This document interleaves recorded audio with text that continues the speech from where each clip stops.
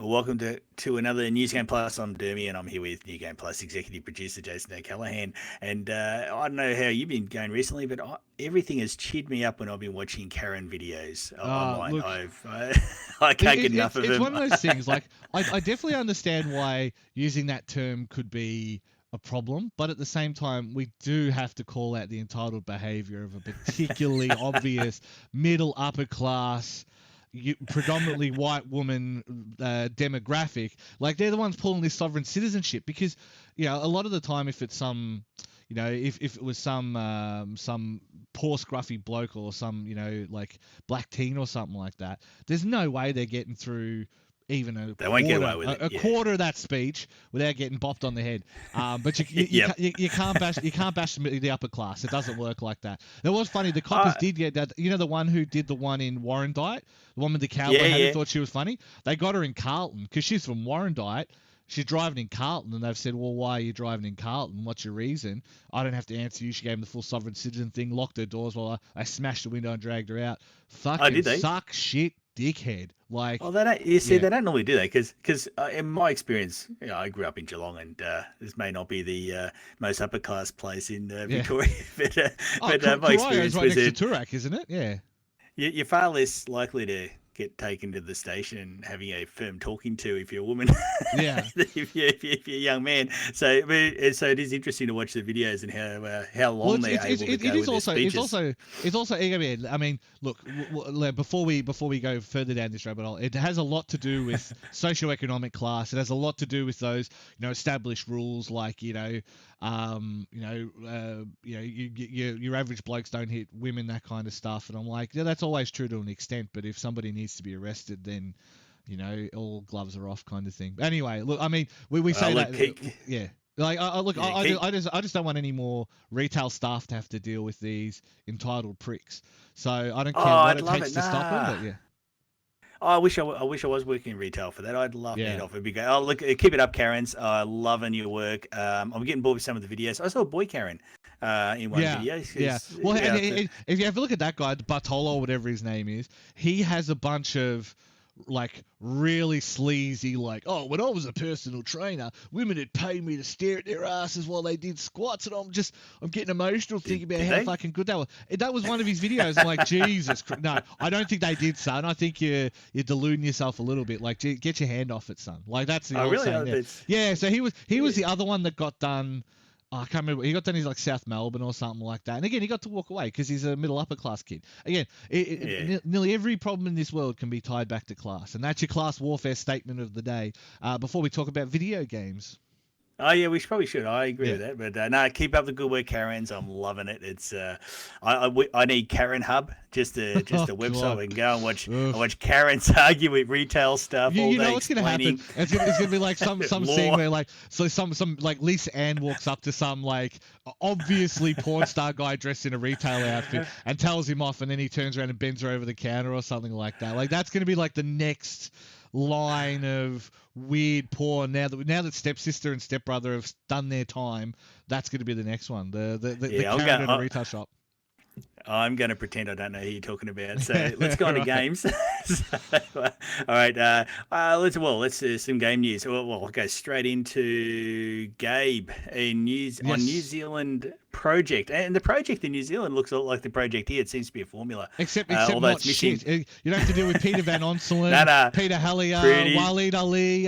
It's better by default. Like, by default, it's a better show. It'll still be shit, don't worry. Yeah.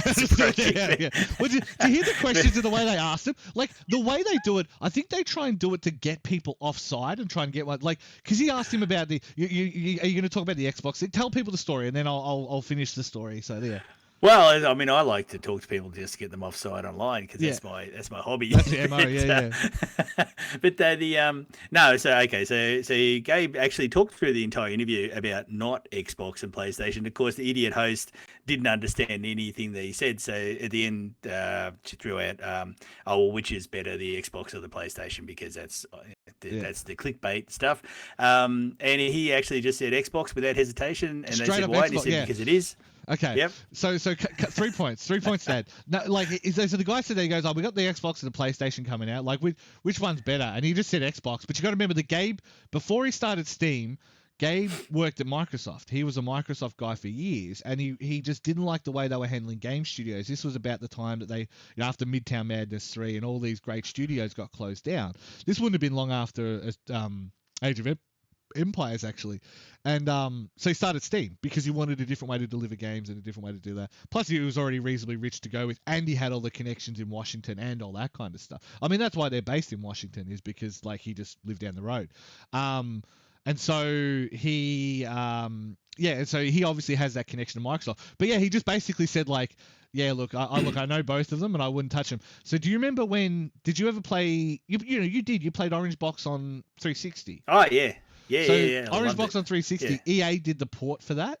And they really? did the port for it on PS3. Like it. No. Yeah, so they did the port for PS3 as well. And the PS3 port was fucked. And Sony offered no help and no what's the word I'm thinking of? Documentation for the consoles and all that. They just weren't interested in helping do it. So he has as much as he didn't like Microsoft and he left Microsoft to start Steam, he fucking hates Sony. Like he is up there with like the Sony haters in a big way. And it was funny because he did turn around, like you say, he turned around to him afterwards. He's like, "Well, see, all of our stuff is mostly on personal computers." He didn't even say PC. He said personal computers because he was talking there to a 5-year-old, and you could tell. And then the next chick comes in. What'd she say with like oh, how does it feel being over here with where the rest of your family's in such and such? Now, that's a better question because realistically, we can't all be Gaben and have literally billions of dollars sitting in our bank and go, you know what, I'm just going to escape all this and fly to New Zealand, and then I'm going to host a multi-million-dollar party to thank New Zealand for keeping me.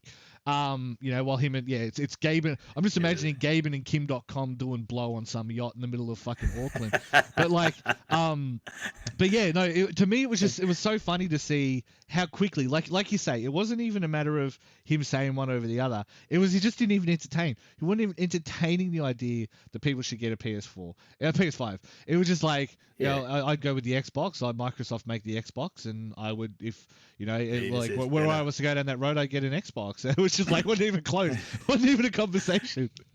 Yeah, he actually was more guarded with when the lady asked him a question about VR. She said, "How come I play VR? I have a headache after." And he said, "Because it's basically said a shit VR." But he didn't plug any VR. So does Steam still make one? And look, they do. I mean, they've got Index is what it's called, and because they had Alex, and Alex has been successful for them. But like, again, it's not like they need the money. This is the thing. Like, the joke is, as an avid Dota player, the joke is, Valve stopped making games and started making money. And so once they started making money, why would you make games? You know what I mean? Like, so they'll never have to, there was never really an impetus for them to do it. They did it because they kind of wanted to. And yeah, it's the best VR game, but like, so what? Like, it doesn't mean anything. Like, you can still play it without VR, though it just doesn't feel right. You know what I mean? Like, if they were gonna like it because obviously VR doesn't aim the same way as it does with mouse and keyboard and stuff. It just doesn't feel right. So I think at some point they might go, hey, we're gonna just pay someone $1 million to convert it into a first-person shooter. Do you know what I mean? Like, but they want it to be to sell indexes for the first year or two, and if after a year they don't sell it, they go, cool, we'll release it on Steam for $100 or $50, whatever, because it's not like they're gonna pay themselves their own like cut. Oh, they can abandon it like the Steam Link and the Steam controller. Correct. I mean, that's one thing. It's one thing they have in common with Microsoft is abandoning stuff. Well, and it's funny too because like their corporate structure is completely different to that of Microsoft. Microsoft has departments and heads of departments and all this kind of stuff. Valve, for the most part, is a flat management structure. If you get hired at Valve, you don't have to do anything. Like, it's based on like they can't turn around to you and say, okay, well, we need people on the Dota dev team. We're going to move this dev team 1 over to help with Dota, or dev team 2 to help with CS:GO or whatever. It's literally, do you want to work on it? Yeah. What? 3? It's like, does anyone want to work on any of these projects? Or you bring them in a project and you pitch it, and then they approve it, and if it does well, you keep your job, kind of thing. Is how it works. It's like a weird setup. And that was the thing with Artifact was like Artifact was, I think I was actually like a lot of Gabe's push. He wanted to do a card game because he liked card games and blah, blah, blah. And someone said, yeah, I'll try and make that for you. And then they got Richard Garfield in and turned to shit. So, you know, it was like, yeah. Anyway. I'd love to have enough money to. I'd love to have enough money to just piss around like that. But, well, I mean, hey, it goes back to the conversation we had literally before. It's like, yeah, like it's nice when I want to escape COVID. I'll just leave and like relocate to another country and buy a house down there and just live there for a while. It's like, okay, that's nice. Yeah, they chose New Zealand, so that's a bit of well, that was a good idea. Like I say, yeah. I mean, like again, Jacinda did a great job with the virus. I think political again. I think New Zealand has been doing themselves a real disservice if they voted her out. But like, they did a great job with the virus down there. Like they had an even better advantage than us being an island nation. They were an island nation with even less people. And like even further away from the rest of the world, so they didn't even have to deal with like a lot of financial transactions that go through Australia and all that kind of stuff. So they were in a unique spot to be that kind of place, and they were. And their prime minister wasn't a raving lunatic. But, and that helped. That definitely helps. Yeah. Actually, on the PS5 and Xbox Series X, we did ask on the New Game Plus Facebook page and Twitter and which one people were excited about, and it was like 99% PlayStation. Yeah. So, I mean, I don't know why. I mean, I really, it's. I think I said before, it's a pity my co-host on this doesn't love Sony because it's a bit much more entertaining podcast. Just get Glare on. Glare will do it. It'll be fine. I love. Yeah, but he goes in his shell. But that'd be fun. I might try that. Try and get him on and just say, let's have a chat about. Yeah, well, I don't think that's going to go as well as you would hope. I'll get blocked. I'll block, unfriended. No, on that point, I will say. So for me, it's a big hello to Jamie, who's going to message me in the morning. By the way, there was a great article on gamesindustry.biz. Now, sometimes, occasionally, they have articles, and it's like I won't necessarily agree with their contention, but it's usually people who have reasonable esteem or they've had a reasonable amount of experience, and their articles are usually not bad. Like sometimes I read them and it's like it's obviously a bit partisan, it's obviously a bit this, but 9 times out of 10 I'll read it and I'll go, even if I don't agree, I see how you got there, I don't think that's blah blah blah. And one of their articles was about how all 3 major platform holders, like excluding Steam and Epic and stuff, are competing for different areas. So they asked Phil Spencer a while ago, like who he was scared of most. Like what do they consider to be the like the competitor to him? And they said Google. They didn't instantly say Sony.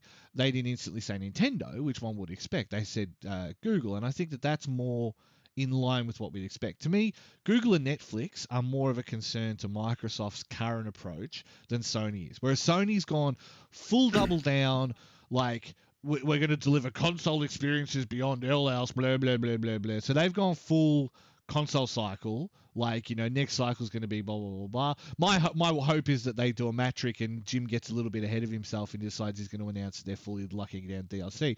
But I think you'll find that I think you'll find Spencer even said for the studios that they've bought that they're platform agnostic. You can if they buy a developer and the developer wants to release a game on a different platform, they'll let them do it. And I mean, that's crazy. You know what I mean? Like, imagine a world where, like in the old days where someone buys a dev and says, oh, by the way, if you want to release that game on Steam or PC or, Xbox, we don't mind, like whatever. It just wouldn't happen. And obviously, probably was more likely to mean Switch than he is going to mean necessarily, say, Sony or whatever. Sony wouldn't do that. Although Sony would do it, yeah. Cuphead was on just Switch. Got announced for PS4 as well. Yeah. Yeah. So that's what I mean. So I think we don't live in a world that is quite as like it doesn't suit the adversarial style that we used to have quite as much. Like I said, there's still nothing that interests me on the PlayStation 5. Like all of the exclusives that people keep touting. Well, number one, they're coming to Steam now anyway. So I just play it on Steam if I was going to play it. Number two, like I say, the Weeb games are starting to move away from the Sony platform. You know what I mean? I think that we just have a lot of bizarre. It's a bizarre world we're inheriting. Microsoft are going full subscription. Sony are going full next gen, cutting edge, blah, blah, blah, like old school. They're staying perhaps they've got the most old school approach to this generation out of all of them. And Switch are just happy to like print money Well, like they always do. Switches. Yeah, well, they're like Steam now with all the games on their thing. And But it is the they're Steam, yeah, except if Steam actually released Half-Life 3. Do you know what I mean? Like if Steam actually kept making games.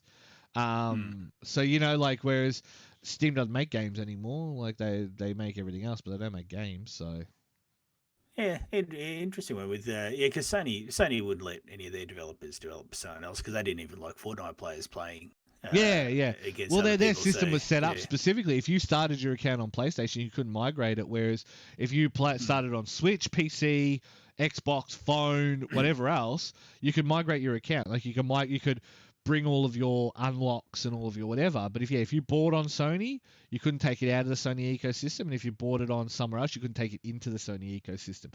And I think we're finding they're starting to realize that is a policy that was holding them back, and they're getting better about it. It's gonna be interesting with like they've got Fall Guys coming next month. They're doing a bit of a they're doing a bit of a Game Pass where they've got like the launch of Fall Guys is going straight to PS4, PS Plus. yeah. But I don't think they'll be able to maintain numbers unless they crossplay. And so if they crossplay, that's fine. But I don't think they'll be able to actually maintain the numbers without doing so. Yeah, I think there's also something about people talk about exclusives. Anytime you talk consoles, I go, but I like the exclusives. I reckon I've always thought the main reason people like exclusives and think that they're good games is because they are exclusives, and without them, they've got nothing to argue about. Because a lot of the exclusives I hear about, I couldn't give a shit. Like they're just not. They're not even. Sometimes, like with the last PlayStation, it was like can't remember the exclusives that came out. That they weren't even big games in the end. Like they were just people going, "Oh, I'm really excited about some Dragon game," and that I remember that, and they didn't succeed. They weren't very popular. So when people talk exclusives, it's purely just they like the exclusives for argument's sake, as far as I can Yeah, and tell. I think that is the one thing that Nintendo are both doing in both a good and a negative way. In that they know that certain exclusives appeal to certain demographics. So like it screwed over Paper Mario because they were like, well, we're going to go with Mario and Luigi RPG as the RPG series, and we're going to turn Paper Mario into something else. And as a result, the last few felt really confused. They don't know what they want to be, and they're not as good as the one on GameCube. And it's a shame because like the new one's okay. Like I've been playing a bunch of it. The new one's pretty good, but it's not as good as it's just never going to be as good as Thousand Year Door.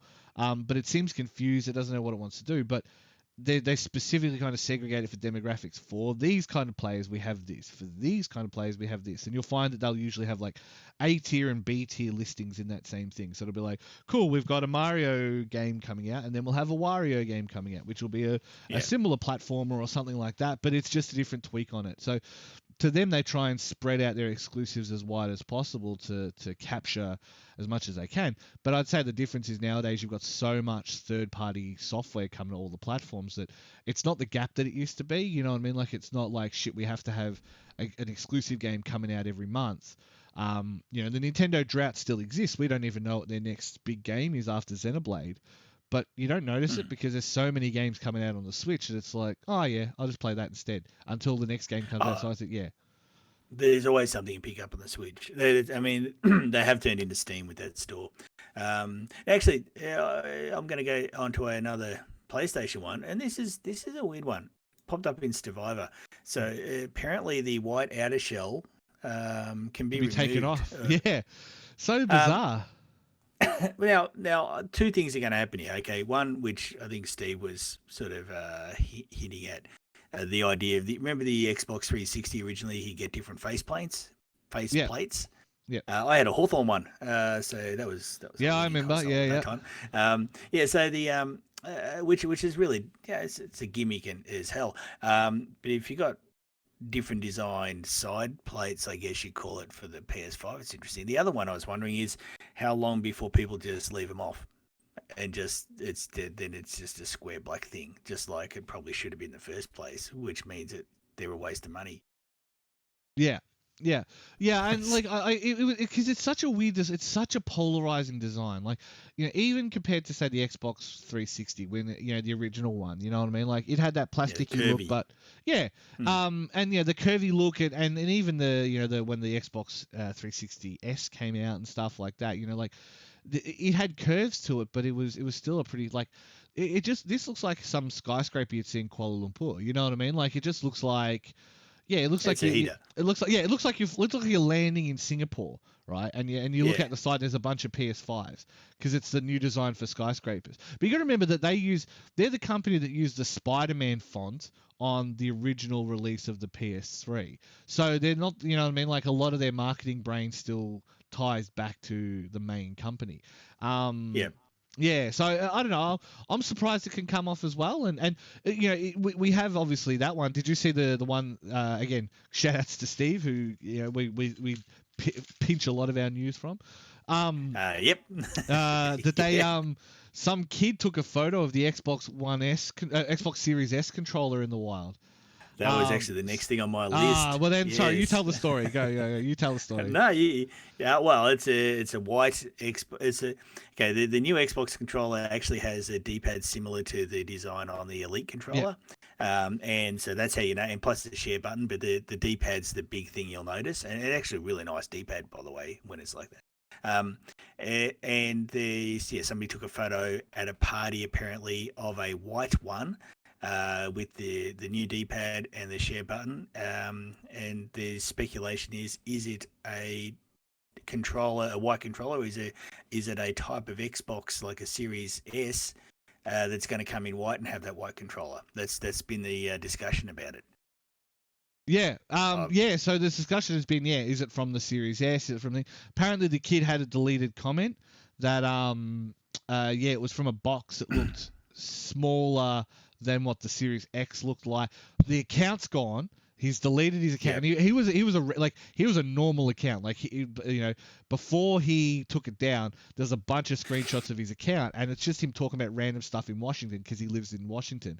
Yeah. So imagine getting your mate's dad fired because you wanted to put a photo of the controller up on Reddit. Like, why would you use your personal account?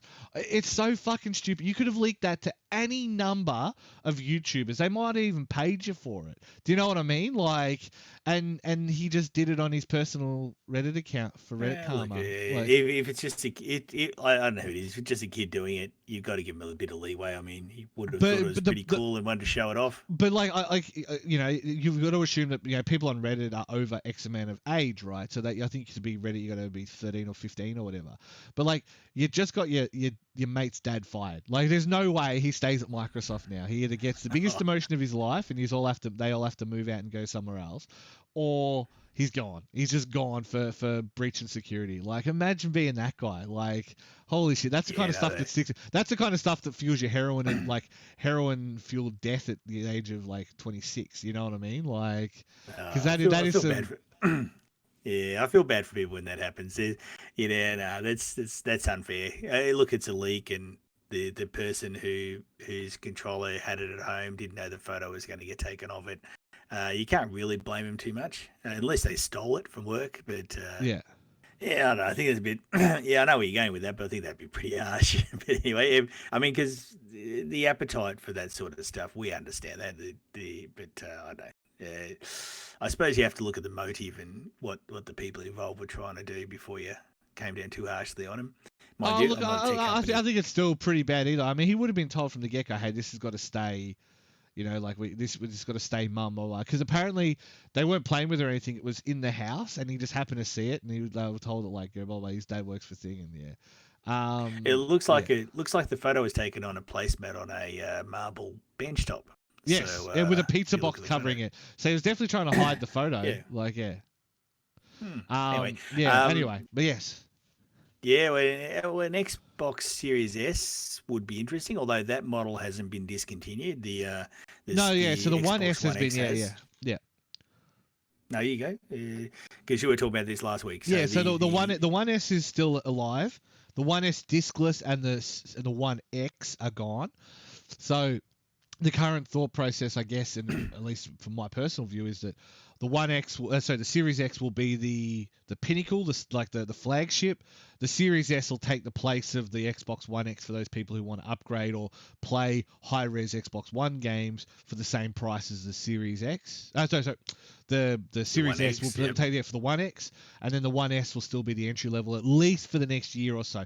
I don't think they'll keep it forever, obviously. I think for the next maybe year or two they'll keep it, and then it'll be gone, and then that'll kind of be the end of it. Yeah, they'd probably want to give the Series X a bit of a run on its own, so there's not a cut price version of it to cut into its sales. But yeah, anyway, the white controller looks good. Like, do you know why the white plastic? I remember reading years ago, Apple had a lot of trouble bringing iPhones out, and I think iPods before that, in white plastic, because white plastic is apparently very weak compared to black plastic because of the chemicals and the coloring and that. Yeah. So just a little thing about white controllers and everything. The plastic is, or at least used to be, weaker than the black plastic. Break easier. Yeah. Well, I mean, it's also a case of they used to yellow. Like, that was the thing. It doesn't yellow anymore. Like an old Amiga. Yeah, like the old Amigas and the old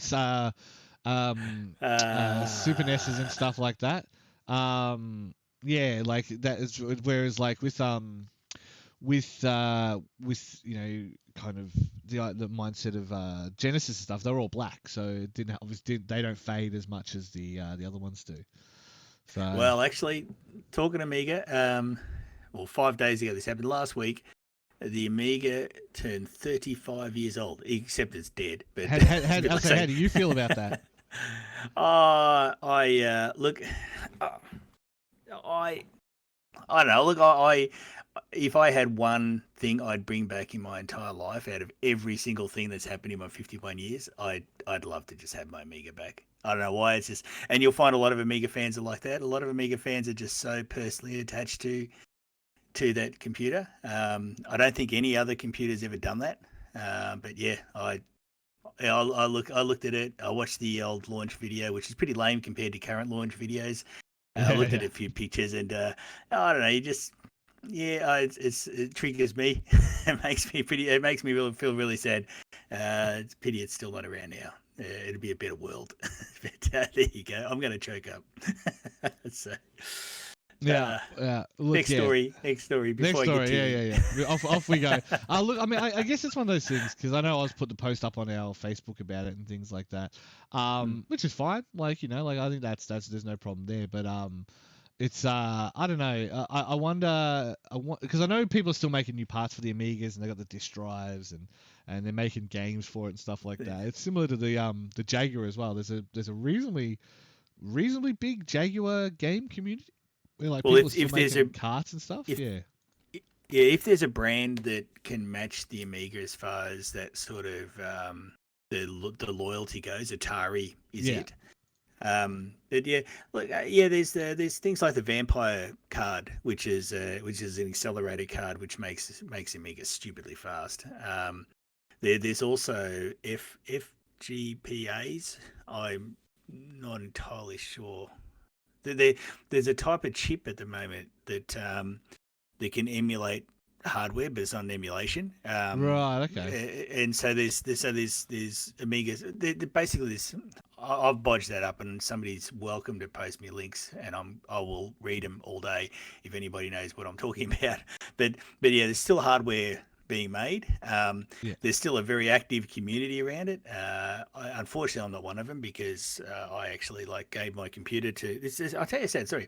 I gave my computer to a guy who needed a computer at the time, because I wasn't using it. It's an original Amiga 1000. And a little while later, unconnected all this, obviously, the guy had a lot of problems. He actually committed suicide. And I actually lost track of my Amiga through there. So actually, it was a tricky situation, because I couldn't go chase it. I mean, I couldn't really, do anything. So it just sort of went that way. So it was a really, really unfortunate situation. I knew the guy pretty well. That's how I actually lost my Amiga. So maybe that's why I'm a little bit sad. A little bit sad. Well, I mean, there's that story of there were certain Samsung phones, and the chipset they were using was like a miniaturized version of the Dreamcast chips. So they were actually really good for emulating Dreamcast, because the cycle rate was the same and all that kind of stuff. So it was really easy to program it across. And so I remember people used to have like weird Dreamcast emulation running on their Samsung phones.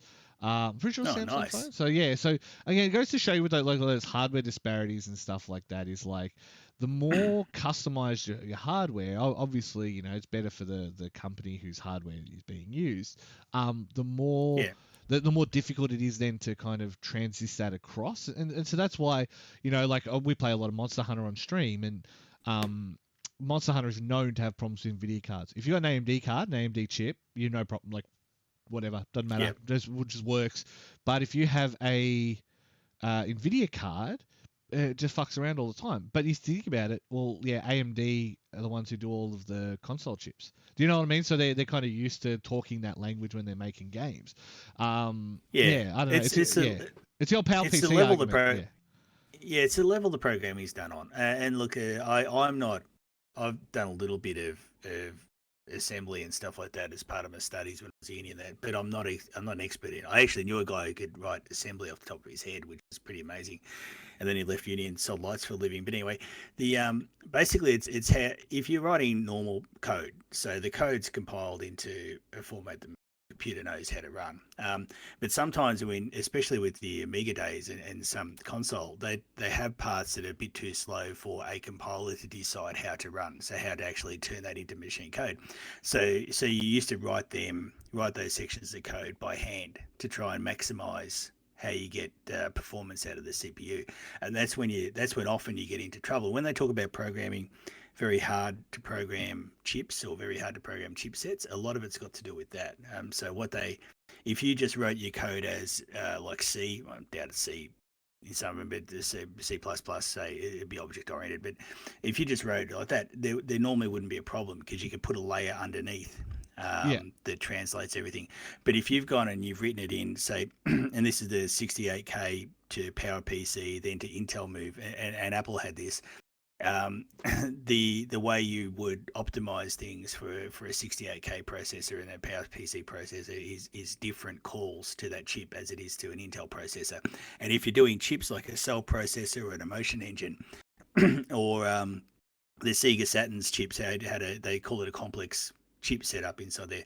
The way you would optimize by writing actual like calls direct to the chips, and I'm explaining this probably badly. That doesn't translate to anything else, and there's not an easy thing to then put a layer between yeah. those calls and another sort of system. Probably explain that bad, but there's reasons why some things are really hard to emulate and others aren't. But anyway, that's gone off on a tangent there. Yeah, yeah, But anyway, I've got another retro, yeah, yeah. another Go on. old story. There's a little device coming out, available pre-order in a few days, called the Analog Pocket. I don't know if you've seen that. Yes, I have. Yeah, yeah, Beautiful little machine. It's actually it's shaped like the original Game Boy. Game Boy Color or whatever. It's got HDMI output. It upscales games. I think the screen can go up to 1600 by 1400 or something silly like that, and it'll play your Game Boy and Game Boy Advance cartridges like as if it was yeah, a Game Boy Advance. Has a dock so you can play on the PC.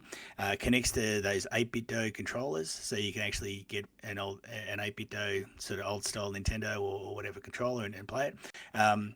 Really nice little unit, and it's only about $200, I think, American. So it looks, and it's got a glass screen instead of a plastic screen, which is something that anybody that likes retro consoles will know why that's a big deal. And there's also an attachment to put in things like Atari Lynx cartridges. yes, yeah. Really nice little unit. The So Analog this Pocket. follows on from So this follows on from stuff like the what was it called, the retro arc and stuff, which was the Yeah, latest kind of those consoles that came from Japan that did basically every card, every cartridge, every all that kind of basically anything it's not disc based media output it to a yeah, HDMI and stuff like that. So there is form for these kind of things, especially in a place like Japan. So you got to think of it from their point of view, like. Japanese houses are small. You don't have a lot of room to do whatever. So let's say you do want to play those games and say, TurboGraphics or whoever, or these people, they don't want to release that game on X. Now, retro collectors in Australia, we obviously, we're a little bit saturated because we're surrounded by people who are retro collectors or retro enthusiasts and stuff. But it's still a small percentage of the game audience. Like, everyone knows, oh, I love Pac-Man, oh, I love this, but it's not the same thing as being a retro enthusiast. In Japan, let's assume that 0.2% of all gamers, and it'd be more. Let's assume 2% of all gamers are retro enthusiasts, right? So Japanese numbers are higher anyway. They have a propensity for handheld games over TV games nowadays. Anyway, I mean, that was why the DS was so successful to begin with. You can make money making these kind of items, and they're the kind of people who pay the premium on them as well.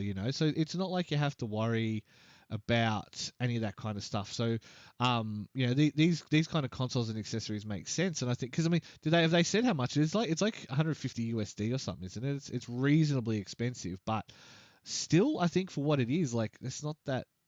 It's 199.99, so $200 US. Yeah. So it's about 300 Australian. Yeah.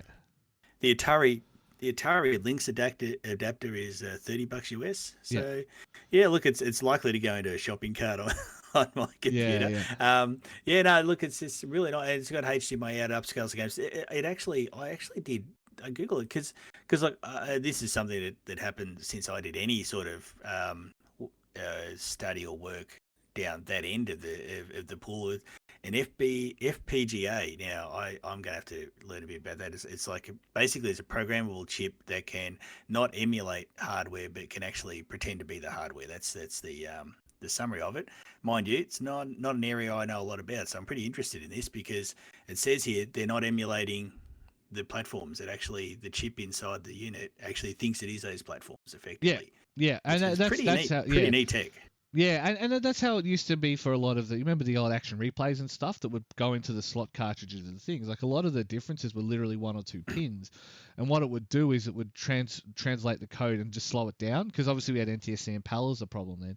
So everyone talks about how fast Sonic was. In Australia, it was 70% slower because our refresh rate was slow. Our refresh rate was 50 hertz, and in America it was 60 hertz.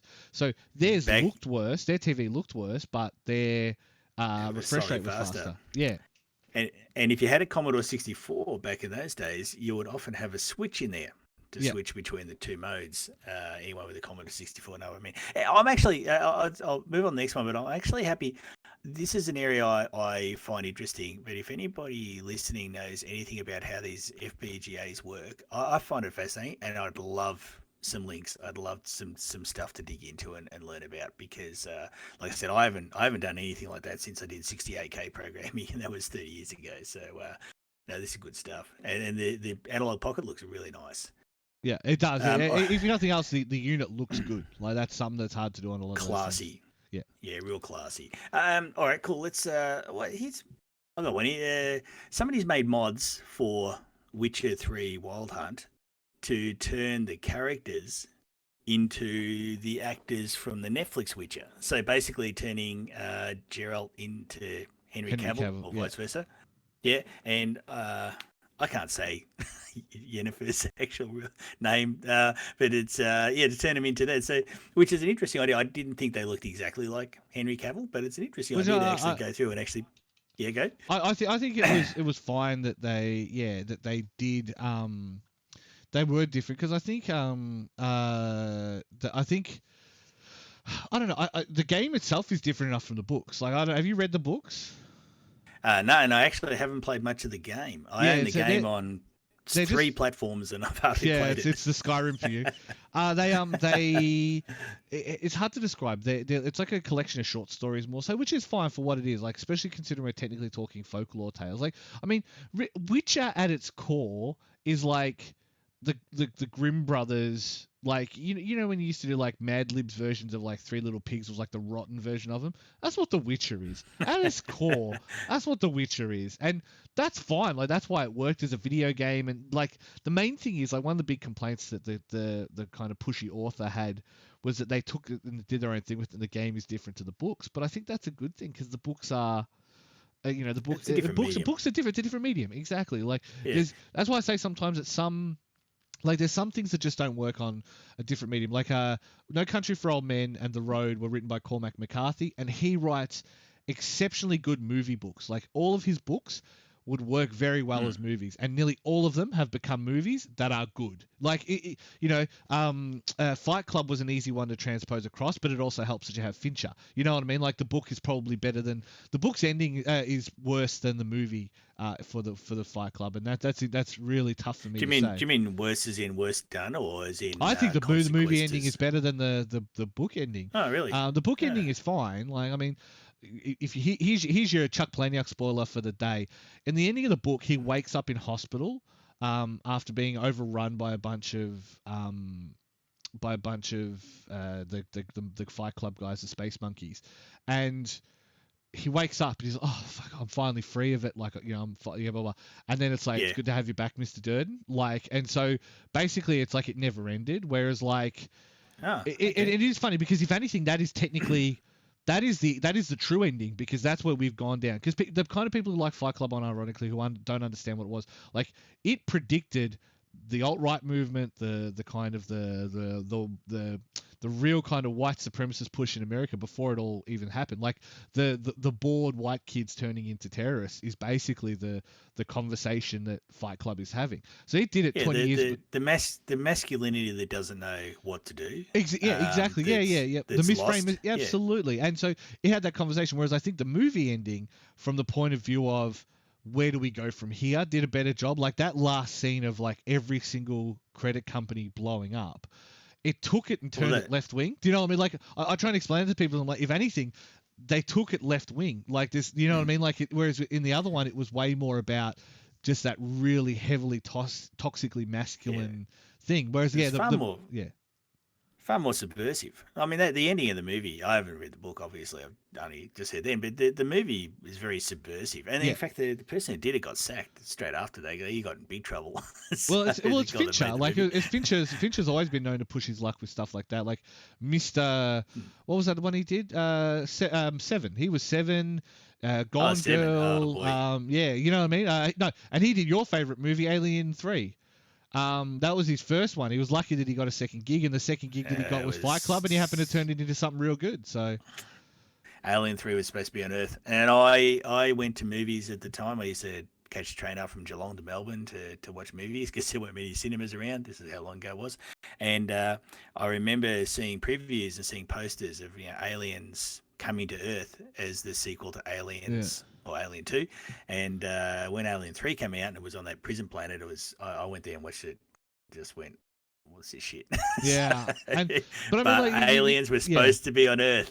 Sorry. That whole series, especially the last two movies, like Resurrection and 3, they both got shafted real hard in the writer's room. Like, you can see for all the shit we give to Joss Whedon, occasionally he's entertaining, right? And you can see the parts of Resurrection that were good movie scenes. Like there's a couple of scenes where it's like, okay, I see what you're doing here. I get what you're going for. And then you can just tell where the writer's room got to it and turned it into this monstrosity. And the end of one of the removed scenes from the end of Resurrection was them landing at the Eiffel Tower. So you know what I mean? Like there's definitely form for Alien. Like they obviously definitely want to go there, but the studio just won't let them. Like for whatever reason they didn't want to let them. And then they've had all the Alien movies since and the Predator movies since, and it just, I mean, AVP 1 was okay and AVP 2 was okay, but like I'd lost interest by then. Yeah, and Predator, I'd lost interest as well. Like the one with Adrian Brody was alright. Have you seen that one? The Predator one? Yeah, I like that. The one on the planet where they kidnap mercenaries and the psycho. Yeah, and check him. Yeah. That was alright. Like I didn't mind that. But I mean, the saddest part is Predators, which is the one that recent one. It was Shane Black, and Shane Black makes a good movie, and it was just so trash. And I'm just like, this is so bad. I can't fucking watch it anymore. Okay. Well, I'd lost interest. I did see on TV one night the one with Adrian Brody, and I just watched it and I went, "This is actually really good." Like, it was decent. After Predator 2, I wasn't watching another Predator ever again, and after Aliens 3, I wasn't watching another Aliens ever again. But, no. I 100% agree. It's and Joss Whedon, you mentioned his skill. Joss Whedon's skill is dialogue. So if there's dialogue between characters, that's where he shines. Yeah. Otherwise, I think his stuff's massively overrated. But if it's actually characters talking, that's his skill. He's only got that skill, so but he does it really well. Like Firefly's skill was the interaction between the characters. But yeah, the actual stories themselves are pretty shit. And Firefly fans are going to hate that, but I love Firefly. But yeah, that's what he can do well, and the other bits he can't do well. Yeah, yeah, no, Yeah. yeah, it's one of those things. Like, I think there's a lot of game franchises as well that just like don't handle. Like, there's a lot of licenses and a lot of universes that have never been delivered the movie or the game that they really need. And I genuinely think Predator is one of those. Like, the first Predator was fine, and then the second one tried to expand on the lore. Whether successfully or not, I leave up to you. But like, you know, like it was one of those things. The more they tried to explain it, the more they kept the more they kept adding to it as opposed to just telling it. And so it's like, so they've got this thing where they come and they hunt on Earth for thing, blah, blah, and then but then it turns out it's based on this, and then it turns out that they've been coming here for years. I'm like, all of this is fine lore wise, but what are you going to do with it? And then it's like, but now it turns out they use aliens to do it, and then it turns out I'm like, guys, you don't have to add all these extra steps. Like, yeah. Yeah, I think there's a danger with it, and it seems to be more. It's getting worse recently. You don't have to explain everything. Like you can leave people to make up their own backstories, and that's something that gets disappointing in movies now. They just try to explain too much, as if they feel like, okay, we can't just start somewhere. We have to have an origin sort of thing. And you go, well, how about we just get into what it is? And that's why they keep redoing origin stories on superheroes, and it gets quite frustrating. I think explaining things too much is a flaw that a lot of movies fall into. And I think for what you say, Predator and that, yeah, definitely went that way. Although, like I said, the Adrian Brody one really, it's actually all right, yeah. But I mean, I wonder how much of that was carried by Adrian Brody, because even though he's been in, what was that weird one? He was in Splice, where he fucked the weird genetic alien thing. I'm pretty sure it was Splice.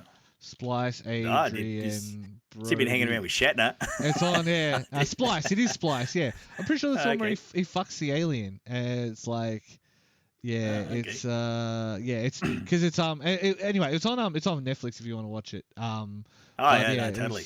I'll watch it with the kids. Yeah, don't do that. You let them watch fucking Crybaby, Demon Devilman. I did see that. Yeah, that was dodgy. Welcome to the old age of anime, mate. You know what I mean? Like old age of anime. I tell you, it's not anime, but I tell you one that traumatized the children is my wife thought it'd be a good idea to watch Sausage Party with them. Why? Because it's a Pixar animation or something. Yeah. I wasn't around. I think I might have been away for work or something, and she just gone, let's watch that. And the kids are like, it looks kind of funny, and they still talk about it now. The trauma. That is an oof. Holy shit. That's hilarious. I mean, look, there's a reason the ratings are there, is all I'll say. Like, yeah. It's so wrong. Anyway, cool. Back to let's do some video games before we get you sleeping on the couch fully. Yeah. Yeah. No. The actually there was you set up and watched the Microsoft games.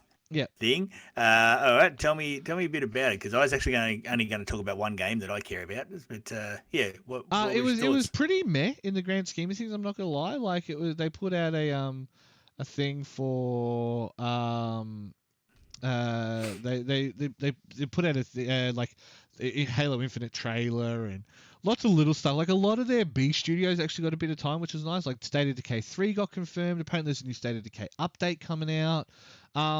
They keep supporting that game. Like State of Decay is not the best game you'll ever play, but it's pretty solid. Like there's a lot of, so I'm glad to see they're supporting that. Outer Worlds got DLC announced, and if you haven't bought it, wait for the DLC. Like wait for all the DLC to come out, because I think, did you end up finishing Outer Worlds? No, I haven't. I started playing it, and I liked it. Yeah, but for whatever reason, I just stopped playing and didn't go back to it. Because it's sterile. It's like there's 3 types of enemies. You know what I mean? Like it's either a mantid, a wolf thing, or a gorilla. They're your 3 enemies outside of robots. You know what I mean? Like it just doesn't feel as well developed as the problem is it's always going to be compared to New Vegas because New Vegas was such a seminal game. Yeah, well, it's doing better than Borderlands had one enemy, which is a scrag, and that's all it can. And that's one of the most popular games around. Let's not talk about Borderlands. We don't talk about only Borderlands. one freaking enemy. It's another scag or whatever it is. Oh, great. This game's exciting. I like how your mind went to the enemies are scrags. I'm like, yeah, cryo, you say.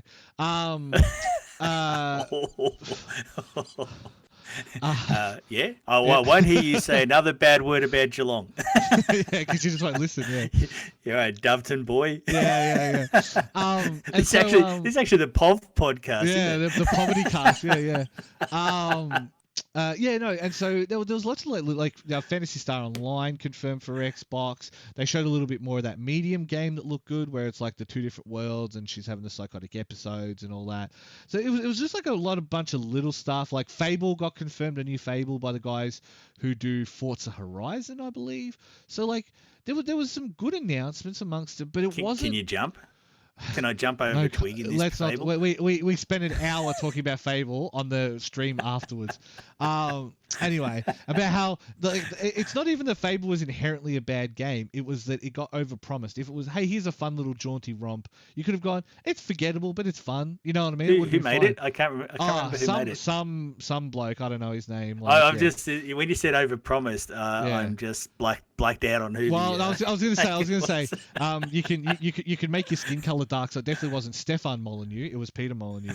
But never heard of him. He's not on Twitter. Don't know who he is. Yeah, right. And so like there was lots of cool stuff, but I think like they reckon there's another one coming in August. I think that it was a missed opportunity. Like they really had a chance to slam the casket shut. You know what I mean? Like they really had a chance to push the advantage, and whether that's because stuff isn't ready or whether that's because of XYZ, I don't know. But I feel like waiting until August, like late August, for your last showcase for your new console has to be out by November 17th, because some games have announced that they're Xbox Series X and it's coming out on November 17th on all platforms. So, and PS5 as well. So they all have to be out by that date. And I reckon we're still looking at late October, early November. Not a surprise there for a console launch. Like May is always a popular month for console launches, or like March to May or October, November are usually when your consoles come out, unless it's a handheld, unless it's something niche. But I'm sure someone will bring up statistics and show me I'm wrong. But they'll be after Christmas. You nearly always want Christmas, or you want either end of financial year for America and Japan, or just start a financial year for. And that's why, I mean, we joke about Japanese Christmas, but that's the reason Japanese Christmas exists, is that all of them want to get financials before the end of Japanese financial year, which is the 31st of March. And so therefore they all come out February, March, and they'll even release stuff that's not ready. Like, I mean, this is it was the Mass Effect Andromeda thing, was they dumped it 16th of March, and by mid-April it was patched and fixed, but they needed the money. Do you know what I mean? Like they needed the win on the board for it, and delaying it that month would have meant that the shareholder earnings would have been down, blah, blah, blah, and that's a different conversation about shareholders. But like, always delay software if it's not ready. Always.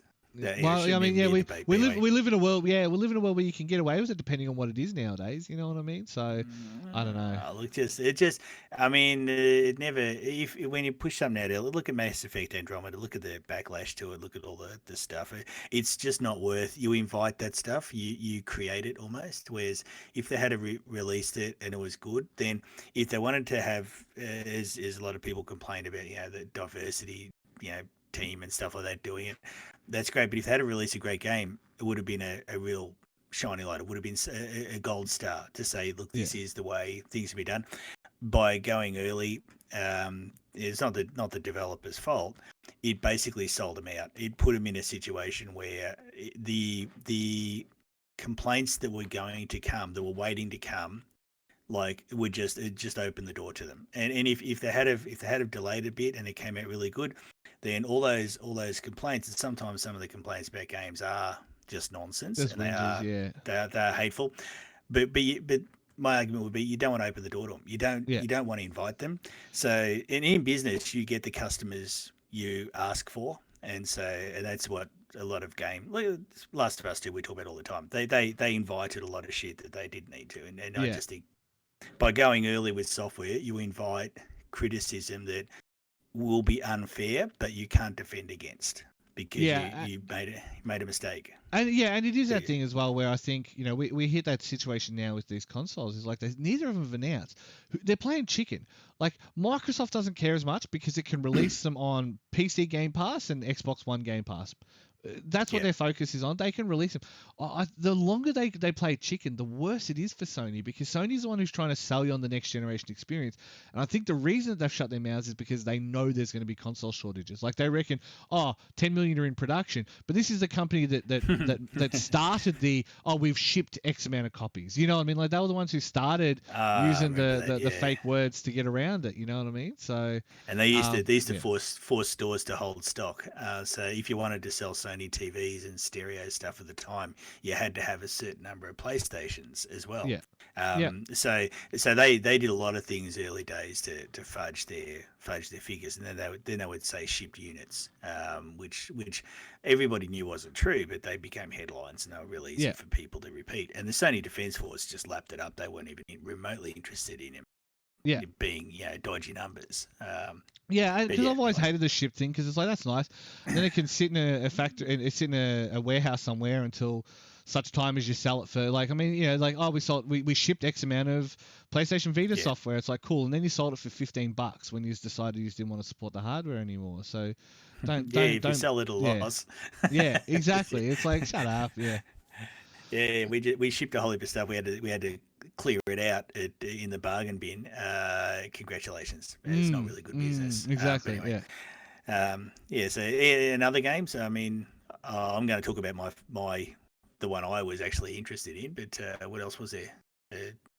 That's pretty disappointing. You reckon? It was like I say. I think the biggest thing for it was that it just like it was fine, but I think it was a chance for them to be more than fine, and they didn't really take it, and I just think that it's a lot missed opportunity. Like I just think that, so I'm just having a look at Hmm. my card now. So Outer Worlds DLC, new Double Fine. They showed off more of Psychonauts, Obsidian Psychonauts make. 2. Sorry. Psychonauts 2 has had hardly any. I've seen hardly any coverage of it. Mm. I'm actually surprised by that. Look, I mean, Tim Schafer's a giant dickhead. Yeah. Big hello to Tim if he's listening. But Yeah. Yeah. that's no, but he does have that sort of like he's a little bit of a darling to some parts Yeah. of me. But I've seen hardly anything about Psychonauts too. Well, I mean, they I got only bought out by saw Microsoft, so I get the feeling that it's a case of, all right, cool, we bring it in house, we release it, and then we utilize those resources to make these story-driven games. And I think that that'll be the next way. not a good Yeah, sign. no, I agree. There was that Obsidian one, which was like new Skyrim kind of thing, like a first-person RPG by the guy by Obsidian. Oh, what? Oh, sorry, Yeah, we're still doing the podcast. yeah. But I mean, like, look, More yeah, Skyrim. Oh. but no, but yeah, okay, but made by Obsidian. Like to me, the kind of the mindset you have to enter, that's some Mad Lad stuff. Okay, they fucked us on New Vegas. Like they didn't pay us our bonuses because we missed out on 2 Metacritic points. So let's release a Skyrim game that's going to be better than their Skyrim game. It'll always be known as the better Skyrim. Like since they don't Yeah. want to make a proper Elder Scrolls game, let's make a proper Elder Scrolls game. That's some Mad Lad stuff. Do you know what I mean? Like that's some. Yeah. Like I can't believe they did it. What Mad Lads? Because like you would just avoid any genres of Bethesda whatsoever, but they've just gone, no, we can do it better. We're just going to release Avowed and we're going to do it better. But yeah, I don't know. I think a lot of the a lot of the change, like the fact that there's no Xbox Live Gold, like we've got this month of limbo now where it's basically like, cool, you can't buy Xbox Live Gold year passes anymore. They're starting to remove certain things off the site. Certain consoles have been discontinued. So you're starting to see how it's starting to play out. And I think that August really has to be a big deal for them. Otherwise, it's kind of like, are we still playing chicken, guys? Like Sony are gonna try and drop a shadow kind of like, oh, we're gonna do a direct soon, yada yada yada.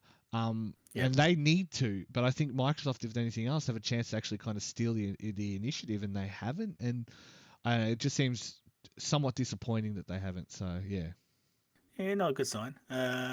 Well, I mean, the game I was actually very keen on because my son and I play a lot of Halo. We Yeah. do enjoy it. We actually played Reach on the weekend. The best Halo is Halo Reach. We were by a gonna mile. stream that tomorrow night, but all the usual Halo dads are working or busy, so we're gonna do mods tonight. But yeah. Well, I played through it with my son on the weekend, and we just love it. It's just one of our favorite games. We played split screen, and that's where I'm going with this.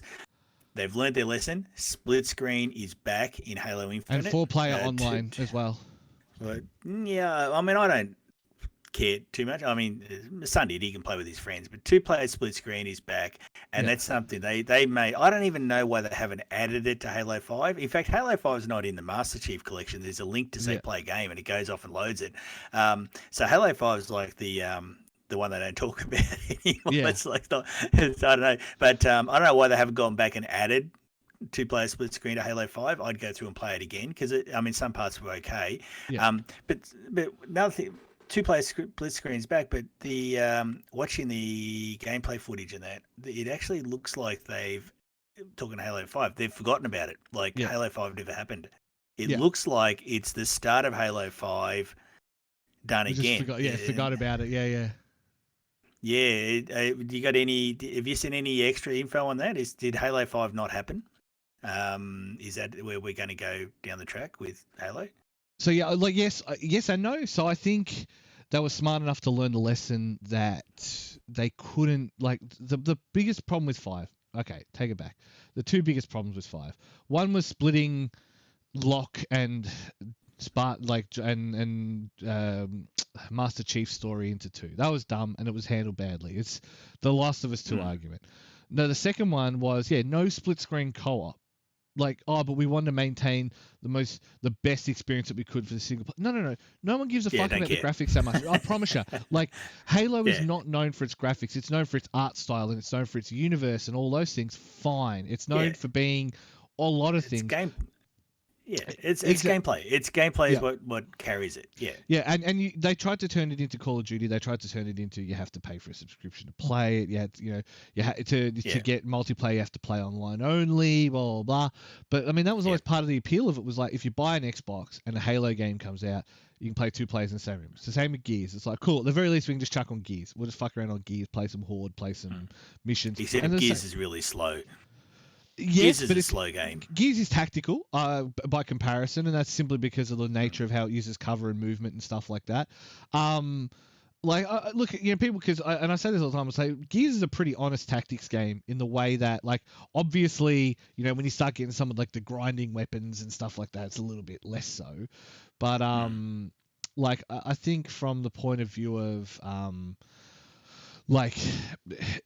being an honest representation of how you would factor in cover mechanics and all that kind of stuff. I think it's reasonably honest.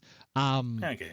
Yeah, but for Halo, again, having the 2-player thing was always a thing. Worst comes to worst, chuck on Halo. We'll fuck around on, Forge for a while. We'll fuck around on Reach for a while. We'll fuck around on, even number 1 for a while. Like I was playing number 1 with some of the guys the other day, and it still plays fine. Still like it's, what it is, and you know the levels off by heart now because you played them so often. But me and the boy unlocked unlimited rocket launchers in the library. Right. That was the best fun we've had. Unlimited rockets with all the flood coming at us. Anyway. So exactly that. So for me, you've got Halo, like one of the things that the Master Chief Collection does is let you turn off auto aim, so it plays like it did in the old days, which it just works better for me in the way that I play first-person shooters. So, like the Master Chief experience has gotten to a place where it's an okay experience. You remember when it first came out, how bad it was and how badly it was made and how hodgepodge it was put together and all these kind of things. And I came late, so I didn't play Halo 1 until well into Xbox 360 days. Right. Okay. So I came along late. I remember the hype about it, but I just played it and I really like this. So and then when the boy was old enough, I went through and played all the games with him split screen, and he loved it as well. So it's just it just became our sort of like one of our games, one of our things. So yeah. But Halo 5 missed out because Halo 5, when we sat down to play it, and it was like no split screen. It was a really disappointing moment, and it sort of coloured the game from there as far as we just weren't very happy with it. Although the end of Halo 5 did feel like a great setup, but this is what I was wondering with Halo Infinite, because the end of Halo 5, when Cortana's got those Forerunner thing, are they Forerunner things? I can't remember. But those giant big like robot-y things, and they're chasing the Infinity. Yeah. And it's doing jumps to try and stay away from it, and then everything on the planet goes dark. It did feel like a great setup for another game. And then when I watched the 8 minutes of gameplay of Infinite and seeing the other pre-release stuff, it looked like none of that happened. And Yeah. so it was sort of like I thought it had potential for the next game, even though Halo 5 was disappointing. I thought the next one looked like it could be really good fun, as far as a bit like Reach. You know how Reach was a constant retreat? Yeah. Anyway, yeah. Yeah, it like because I think that's the thing. The one thing that Reach does well is it inflicts a mindset. You know the story of Reach. The half of the story of Reach is the Pillar of Autumn's arrival. Like, you know that from talking to them, and the fall of Reach is a landmark moment in the game's line. You know what I mean? It was when they knew that there was an external threat, and that they were going to try and come and get him and stuff. And so you had this. You knew about the story already, and they told it with reverence, and you knew that it ended in failure. So you had that prefacing kind of moment of, well, no one wins here, and how they do it. And then that end scene where it's like, just survive as long as you can, hold it off so that all the jump ships and the Pillar of Autumn and stuff can escape. You know what I mean? It's like, it's great. Yeah. But like, but another thing, like, I think 4 did a good job of setting up the arc, and then 5, I think 5, whoever they hired wanted to make a Call of Duty game, and they, instead of making a Call of Duty game, they made this. Like, now that, because the other one as well, one thing that did come out of the recent thing was Bungie with Destiny, right? Yep. If you have Game Pass, you basically get the core game for free on Xbox. Really? Yeah, and like all the expansions. Okay. So all the expansions until the new one for free on Game Pass. From September or October or something like that. So as soon as they're off the leash from Activision's deal with Sony, the first thing they do is go back to Microsoft, and Microsoft would have welcomed back with open arms. You know what I mean? Like, after letting Bungo, like, if I was Microsoft, like, they made 343, and 343 will just never be the developer that Bungo was. Like, say what you want about Destiny. If nothing else, the polish on Destiny is top notch. It looks great. It really does capture the Halo aesthetic better than Halo ever did. Like the following Halos, because number 4, a lot of the same graphic designers from Metroid Prime came over, and you can tell because it's Metroid Prime font, if that makes sense. Yeah, and that's only something you notice if you've played those games and stuff. And so it's like, you can see how it shifted tone and direction, and 5 was the biggest misstep in that direction. So I don't know, man. Was on Microsoft all those years ago, I'd have said, look, you bring us a Halo game every 3 years, or when we need them for launches and stuff, and you can make whatever the hell else you want. It would have been worth the $200 million bucks. You know what I mean? Like, like, Halo sells consoles. As much as people want to pick on Halo and laugh at it and joke about it, if you make a Halo game on launch of a console, it'll sell 10 million copies. You guarantee 10 million copies. It's not even a concern. And I well, I wonder what the Halo 5 sales were like. I don't know. I know my boys. Kind of already going to me. Oh, we should get a Series X to play Halo Infinite. Yeah. So, well, yeah. Like, so for example, Halo 4 was 9.75 million, 9.87 million for Reach, 14.5 for 3, not unexpected, 5.5 for the first one, but the first one kind of came out of nowhere. And Halo 5 Guardians is 10 plus million, but one's got to imagine that that's because it's tied to they were giving that away from day dot.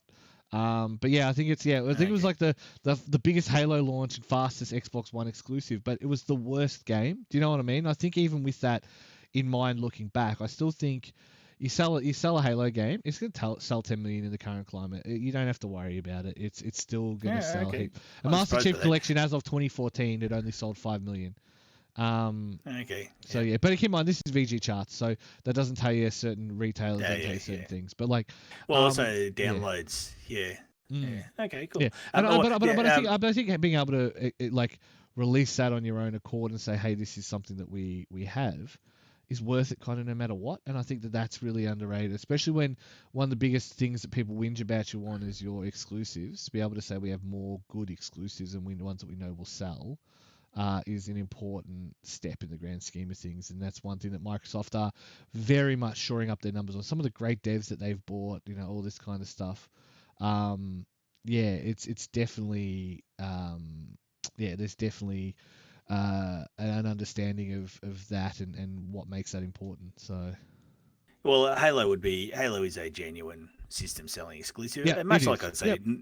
Naughty Dog over on Sony is Yeah, theirs. absolutely. Yeah. Everything Like, else is pretending. you can hate Naughty Dog if you want, but their game sell systems. Sucker They Punch sell to an extent, PlayStations, yeah. yeah. Yeah, Sucker Punch to an extent because that's infamous, especially it used to. Sushi Miata won't sell consoles, but there's been a really good response to Tsushima. I'm actually a bit annoyed I gave away the PS4 code for it in our little group to be reviewed by someone else. I kind of actually want to go and play it now, but I might have to actually just buy it and be a good Sony lackey. But I kind of screwed myself over a bit, so. Well, it's yes. I there's one last Halo news. Is it comes from actually a friend of New Game Plus, Alana Pierce. I don't think I've met her, but it's a good friend of yours. I know. It's in Halo Infinite, the brutes actually pick up and throw grunts at you during combat. Yes. Yeah. which actually finally they're using animals as weapons or whatever the grunts. That actually sounded really cool, and I actually can't wait to do that. And I know my son, when I told him, was like, "Yes, we're playing this." So well, because it's one of those things like silly but fun. Yeah, I think that's always that thing with the universe. Like they went into like the whole, Cortana breaking into the singularity thing and stuff like that. And I think a lot of the what happens when religions fail, and that was like Halo. If by the end of it became a discussion about extremism. Do you know what I mean? Like he's the terrorist. The terrorists just happen to be a coalition of different aliens.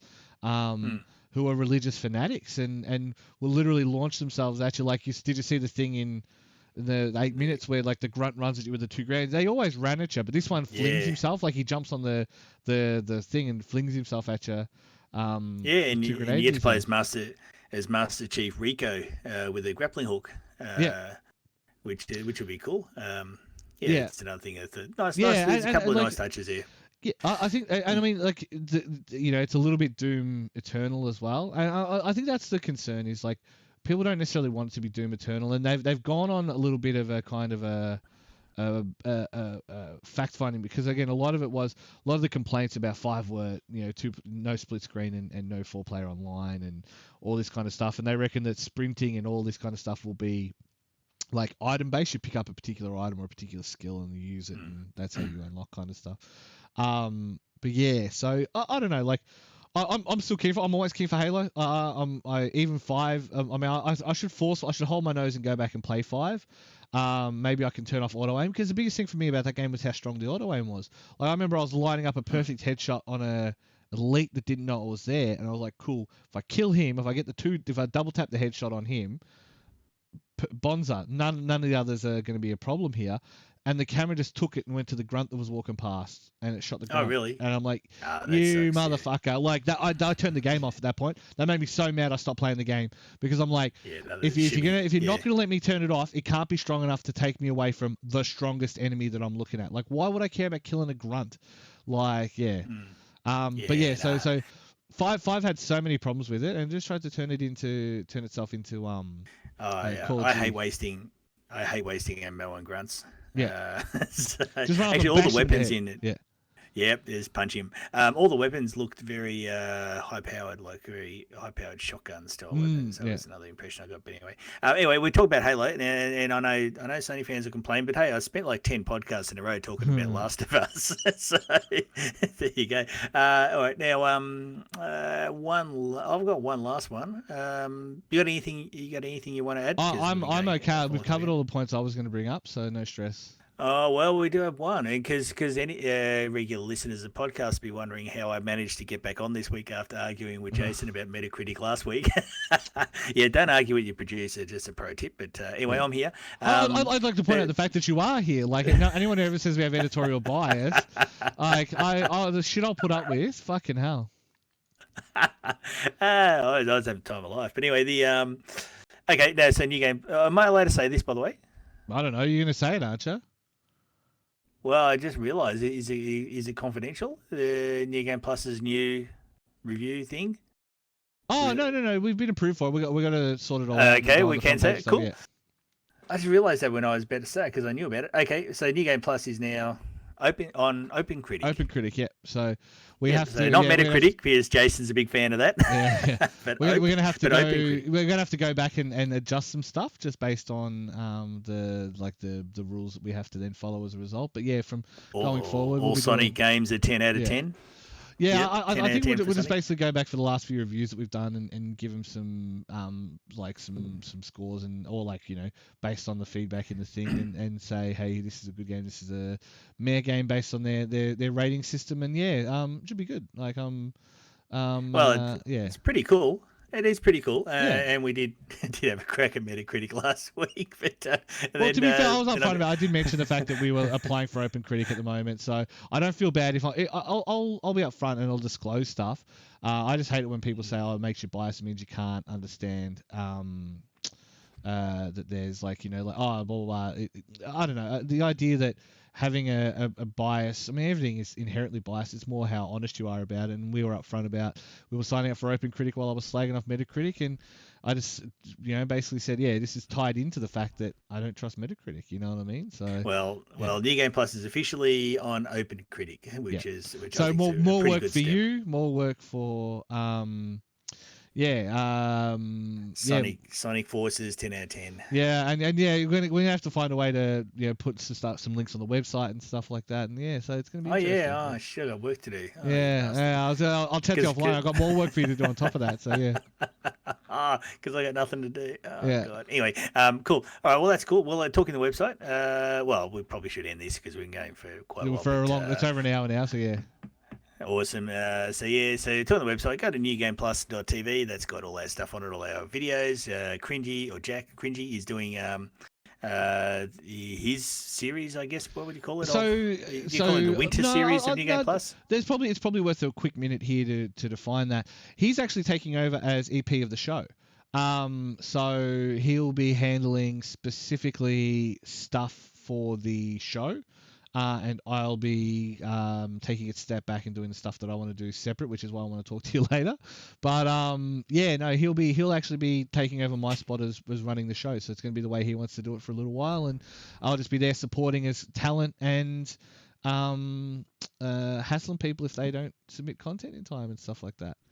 So Cringy got a promotion. Well deserved. Cringy is, I've said many times, Cringy is a star. So we're lucky to have him. Yeah, I agree, 100%. Yeah. I remember when you sent me his little pitch video thing and said, "What do you reckon of this guy?" I remember going, "Oh, geez, if we can get him, he won't be around for long because he's that good." And this is just on his stuff he was doing early, watch. Anybody hasn't seen it, go check out it. Anything Cringy does, it is. It's good. He is a star. He's that good. Anyway. Obviously, as the restrictions and stuff change, the nature of what we make will change. But as it stands, it's going to be pretty straightforward for now, similar to what we've done in that last few things of Discord calls and videos and stuff like that. But if we start to be able to go back into the studios, we'll be going back to RMIT if possible. There's plenty of stuff that we'll do, but it's all just going to come down to we do the show masks. On. Yeah. Well, I mean, how they usually do it is basically call set, and you just take your mask off, and then as soon as it's back on, you put it back on. So yeah. Oh, can I review Karens? I mean, yes. I guess, I review Karen video, not actual Karens, but Karen video. So did you see if you're gonna keep making the Karen, you see the Domino's are offering a thing to anyone who's unfortunately named Karen who happens to not be a Gronk, and we'll send them a free pizza. That is just smart marketing. That is just smart marketing. So it's basically that's pretty good. Yeah. Yeah, well, I mean, that's being playful is good. People are sensitive these days, but if you can Yeah. be playful and get away with it, I think it's worth it.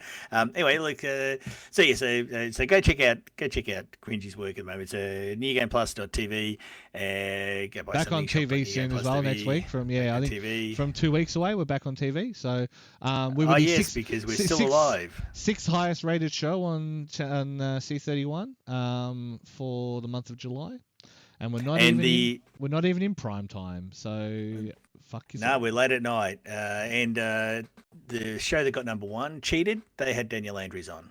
Yeah, So yeah. they had him on So about fishing or something. So yeah, yeah, it was, no. and they had one of his ministers on about fishing policy and stuff like that. Like, can we go fishing while we're thing? Oh, good on him. Like, I won't pick it on. We did a joke with them ages ago where they took a shot at us about video games. So I started off with a fake fishing rod and pretended I was playing I fishing remember games. So, yeah. So like I don't mind a bit of banter. I ain't scared of fishing like Gronk. So I mean, again, when it's all said and done, it's all about servicing their communities, and as long as they're not doing it in a toxic way, which these guys aren't, they just like to go fishing. Nothing wrong with that. Like I always say that. Like the one that's always annoyed me is sports ball, sports ball. It's like, don't ask your parents to be understanding of your bullshit if that's how you're going to turn around to them. So my dad likes the footy, fucking sports ball. It's like, so if they ever inquire about your games honestly again, you can kind of go fuck yourself, because you can't really have it both ways. Either you're okay with them having their thing that they like, and you have your thing that you like, and you don't even have to like each other as long as you just respect it and leave it alone. Don't have to be friends. Like, you're not friends in this life. You don't need your dad to be your friend. But like, I just hate the return mindset of that. Fucking sports ball. So shut up. Like, shut up. No Yeah, one cares. different people like different things. Yeah, who would have I'm, thought? I love sports ball and games. My I, son has no interest at all in sports ball, but plays games. So I find it different people like interesting different when I things. get people at work, because they know me as the video game guy, because people in my area get TV. Even one of the girls at work the other day was, "Oh my god, I actually saw you on TV." So I wasn't lying. I told you I'm on there every Monday at 10:30. And yeah, but then they'll bring up footy. And and then I'll just start talking footy with them. They're like, "Oh," and then I'll bring up cars. I'll start talking cars, and they're like, "Wow, well, I didn't think." I'm like, "Well, what?" Because I like video games. I then can't own like an MX-5 and talk about working on Japanese sports cars. Like, it's such a weird. So like gaming has its own kind of nested garden that people like to put you in, and I don't know, like Yeah. if you talk about footy, there's likely you'll talk about cars, and like then people don't extend that same thing to talking about video games as well, which I think is it's getting better, but it's still definitely a stigma. Anyway, No, NewGamePlus.tv, go watch our I stuff. think that's a good point. We shouldn't pigeonhole ourselves Yeah. because everybody else will do it for us. Yeah, So we shouldn't exactly. do it ourselves. Exactly that. Like that's why I hate the definition gamer, believe it or not, is because no, well, you don't say footyer. You know what I mean? You'd say footy fan. You say, yeah, I'm a fan of video games, but we have this thing where we have to kind of hitch our identity to it. It's the same thing when anyone talks about like violence in video games and stuff. We get so defensive, and I get it because we've had to be defensive we've played defensive for so long that we don't enter them in these conversations with good faith, because our opponents usually don't. But when someone does, you've got to meet them halfway. And that's why I go back to saying about my emails. When I get emails and it's saying blah blah blah blah, and it's a good faith argument, even if I disagree with them, I'll spend the time, because I love discussing these things, but I just don't have time for time wasters. So Yeah. Well, the one I hate is players. Oh God. I'd rather be a gamer than play. for the Are we players, rappers? it's because you hate Sony fans. Like, it's for the players. Anyway, all right, cool. You're showing your age if you're doing a rap joke about players, by the way. Well, if you want to worry about how the media is treating gaming, I've been gaming for 35 years, and I can tell you what, it hasn't got any better. But I tell you this, you still put up with shit, but the shit we used to put up in the early days when it was a real niche hobby was pretty bad. Anyway, let's start. NewGamePlus.tv, go check it out. Thanks for listening, and thanks Jason for being in here, and we'll do it again next week.